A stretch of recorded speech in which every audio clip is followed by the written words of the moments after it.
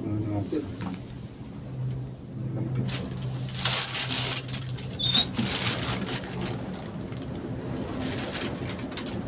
Ito maganda sa Pilipinas para iwas traffic. Kaya nga.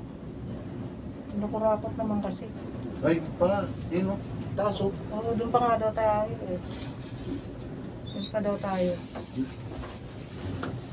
Taas.